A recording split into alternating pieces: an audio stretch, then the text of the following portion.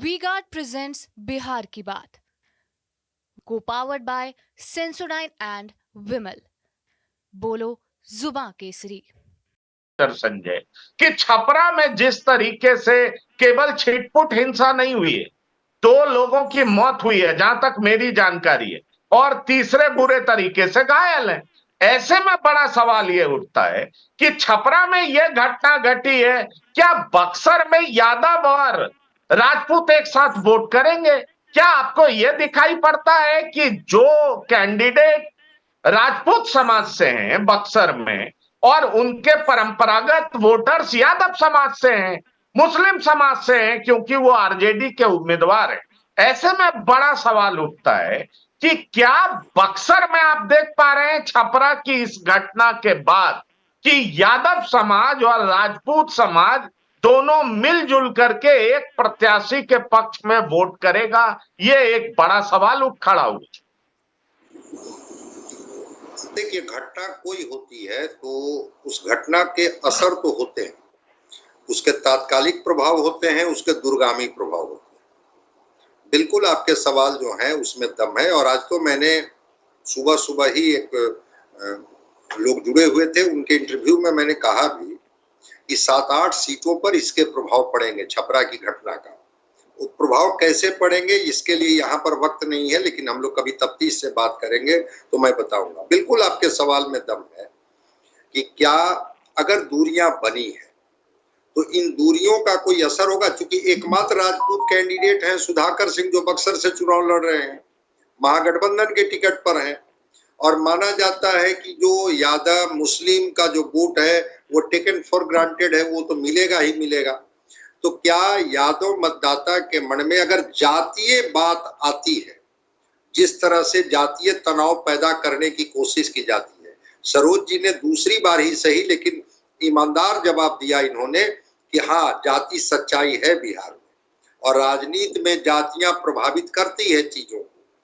तो क्या अगर मन मस्तिष्क को प्रभावित कर रहा है तो प्रभावित कर रहा है, तो क्या उसमें कोई इंटैक्ट ही रहेगा बक्सर, जहां पर यादव समाज उसी मिजाज से वोट करेंगे, या वो थोड़ी दूरी बना लेंगे? एक सवाल है।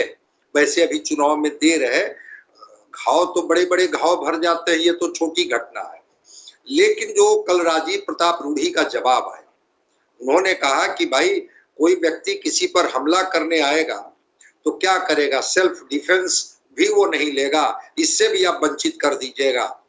दूसरी जो बात आ रही है, जिसको आपने खबर बताई कि इस पर कल हम लोगों ने शाम में बात भी किया था कि सिक्योरिटी गार्ड किस हैसियत से घूम रहे थे। भोला यादव पर सवाल है कि भोला यादव, होता है ना कि कैंडिडेट के साथ 2 लोग अधिकृत होते हैं, जिसके लिए वो रिटर्निंग ऑफिसर से परमिशन लेकर के 2 व्यक्ति कैंडिडेट के साथ घूम सकते हैं।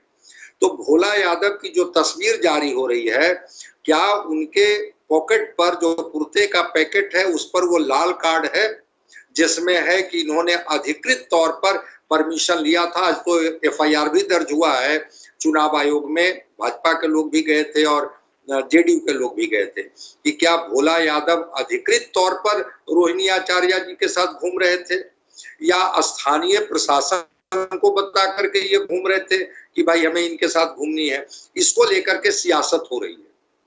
तो अगर उस सियासत को देखा जाए तो बक्सर में सुधाकर जी को थोड़ी परेशानी होगी। इस सच्चाई को हम लोगों को समझना होगा। ये बिहार क्या, पूरे देश में नहीं, पूरे विश्व के किसी कोने में कोई घटना होती है, उसके इम्पैक्ट कहीं जब दिखते हैं तो इस घटना का इम्पैक्ट बक्सर में नहीं होगा, शिवहर में नहीं होगा, मोतिहारी में नहीं होगा, बगल में सीतामढ़ी में नहीं होगा। मैं इससे सहमत नहीं। ठीक है, वो गठबंधन अलग है, उस गठबंधन के जातीय समीकरण अलग हैं, जातीय मिजाज अलग हैं, लेकिन उसके बाद भी कुछ रिश्ते ऐसे होते हैं जो समीकरण से इतर भी कुछ लोग मत करते हैं कि चलिए ये अपनी पार्टियां और राजनीति करते रहे लोग, हमारे रिश्ते इस तरह से रहे हैं, हम आपको वोट करेंगे, आप हमारे पक्ष में वोट कीजिएगा। एक दूसरी बात, पवन सिंह निर्दलीय जरूर लड़ रहे थे, लेकिन उन्होंने बीजेपी से इस्तीफा नहीं दिया था।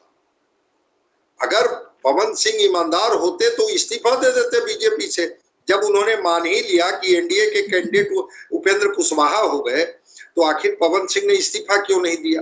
पार्टी को क्यों निकालना पड़ा उनको? इसलिए कि कहीं ना कहीं से वो स्यूडो तरीके से चुनाव लड़ रहे थे, कि लोगों के बीच में जाके कह रहे थे कि अगर हम जीतेंगे तो आप समझ ही रहे हैं कि हम किनके साथ खड़े रहेंगे, ताकि उस समाज का वोट मोदी जी का एनडीए के पक्ष में कुछ जो गोलबंदी है उसमें वो कहीं से बाधक नहीं बनना चाहते थे, इंतजार भी कर रहे थे। तो अब जब उनको पार्टी से किनारे कर दिया गया है और प्रधानमंत्री और अमित शाह और योगी आदित्यनाथ जी आएंगे तो अपनी बात करेंगे वहां। और काराकाट की लड़ाई, मैं तो फिर कह रहा हूं कि अगर उपेंद्र कुशवाहा परिणाम नहीं दे पाते हैं तो कई आरोप एक साथ लगेंगे। वही चिराग पासवान वाली बात, कि जिस तरह से चिराग पासवान ने कैंडिडेट खड़ा कर करके और जिस तरह से उनको हराया, पवन सिंह पर भी वो आरोप लगेगा कि कहीं बीजेपी की ही ये साजिश थी। पवन सिंह तो कहते थे कि हाँ, हम तो मोदी जी के भक्त हैं, हम बीजेपी के साथ हैं। आखिर बीजेपी इतनी देर से कार्रवाई क्यों की, अंतिम में कार्रवाई क्यों की? तो कई सवाल उठेंगे। इसलिए बीजेपी के लिए काराकाट की सीट बड़ा इंपॉर्टेंट सीट है। और आपने कहा कि सुधाकर सिंह पर क्या असर पड़ेगा, निश्चित रूप से असर पड़ेगा। असर का प्रतिशत मैं नहीं बतला सकता हूं कि वो प्रतिशत अधिक होगा, कम होगा। 25 तक इंटरनेट सेवा बंद कर दी गई है छपरा में। अगर कोई सामान्य घटना होती और वो घटना में जो जिस तरह से बयानबाजियां आ रही हैं, अभी भी जो बयानबाजियां करते तेजस्वी यादव जी के आप बयान देखिए कि अच्छा ठहर जाइए, मैं देखूंगा। हम तो जानते हैं कि हम किस तरह से कार्रवाई करते हैं, किस तरह से चीजों को देखते हैं। तो घाव को भरने की कोशिश न करके थोड़ा बढ़ाने की कोशिश की जा रही है। और बिहार इधर बंद हो गया था, पश्चिम बंगाल ने शुरुआत इसकी कर दी थी कि चाहे पंचायत चुनाव हो, विधानसभा चुनाव हो, लोकसभा चुनाव हो, बंगाल से हिंसक घटनाओं की खबरें रोज मिलती थी। बिहार इससे निकल गया था। फिर ये छपरा की घटना ने बिहार को फिर उस जातीय हिंसा में झोंकने की कोशिश की है, जिनके द्वारा भी की गई है। लेकिन मैं मानता हूं कि उसके असर होंगे।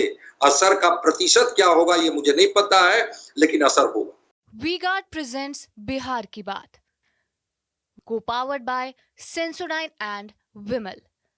बोलो जुबां केसरी।